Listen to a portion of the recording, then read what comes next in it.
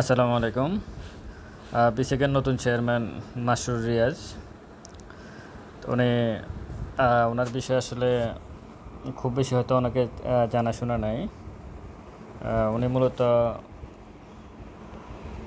অর্থ মন্ত্রণালয়ের আর্থিক প্রতিষ্ঠান বিভাগ আজ মঙ্গলবার বিকালে এই বিষয়ে প্রজ্ঞাপন জারি করে।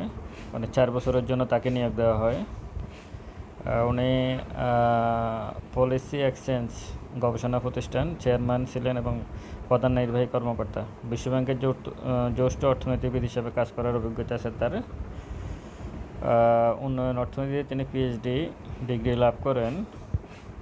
আর বিসিকের চেয়ারম্যান রুবাইতুল ইসলাম 11 আগস্ট আর্থিক প্রতিষ্ঠান বিভাগের সচিব মোহাম্মদ আব্দুর রহমানের খানের কাছে পদত্যাগপত্র পাঠান।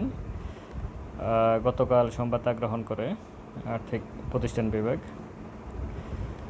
তো কিছুদিন আগে 28 এপ্রিল দ্বিতীয় মেয়াদে তাকে চেয়ারম্যান হিসেবে নিয়োগ দেওয়া হয়েছিল রুবাইতুল ইসলামকে, কিন্তু 5 আগস্ট প্রধানমন্ত্রী চলে যাওয়ার কারণে উনি ওনার পদ থেকে চলে গেছেন। তো মাসুর রিয়াজ ব্যাপারে যারা আসলে আমি খুব বেশি ওনার ব্যাপারে দেখছি, 2-1টা টক শো ওনাকে, কিন্তু খুব বেশি জানা নেই।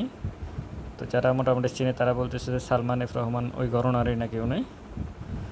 এখন আসলে ভবিষ্যৎ বলে দিবে যে আসলে কী হয়। 4 বছরের নিয়োগের জন্য তার মানে ওনার কাছে অনেক কিছু, ওনার উপর অনেক কিছু নির্ভর করবে। ওনার সততা যোগ্যতা তো আছে, যা দেখলাম, কতটুকু সততা আছে সেটা দেখার বিষয়। সামনের দিনগুলোতে দেখা যাবে যে আসলে উনি কতটুকু কী পারে না পারে। সর্বপ্রথম আসলে আমি মনে করি 3%-এর যে সার্কিট ব্রেকার আছে ওই বিষয়ে সিদ্ধান্ত নেওয়া এবং বাজারে আর্থিক মানি ফ্লো সেটা বাড়ানো, এই 2টা কাজ ওনাকে সর্বপ্রথম করতে হবে।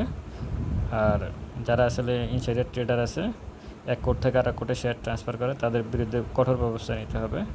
তাহলে হয়তো ভালো কিছু আশা করা যেতে পারে। ভালো থাকবেন সবাই। আসসালামু আলাইকুম।